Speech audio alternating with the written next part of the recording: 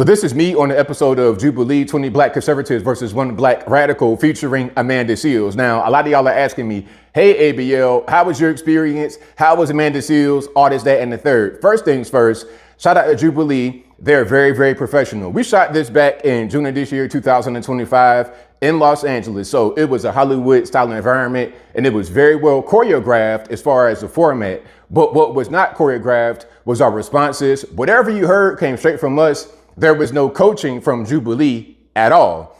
And shout out to everybody who I met when I was there. Very, very impressive. That was the highlight for me. Everybody who I met, all the conservatives, because 10 years ago, this wouldn't have been a thing. This many of us on TV getting exposure, it wouldn't have been a thing. And it most certainly was unheard of back in 2002 when I was 18 years old. So shout out to everybody who I met when I was there. Amazing. Now, Amanda Seales.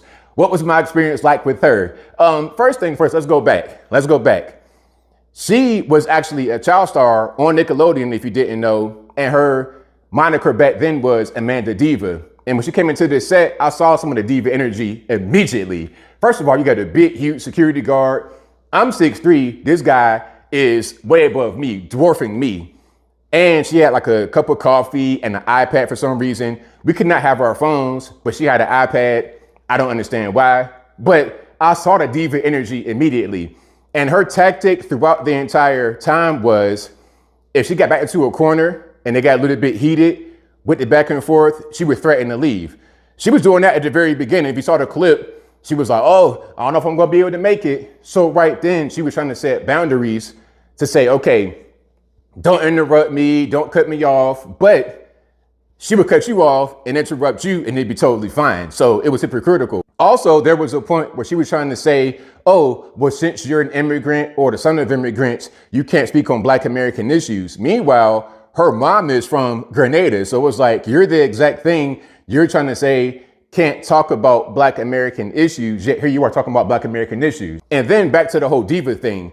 The reason why they probably call her a radical versus a liberal is because she probably requested that. There were certain times where we would say, well, we as conservatives don't do what you guys do over there on the left. I'm not a leftist. I'm not a liberal.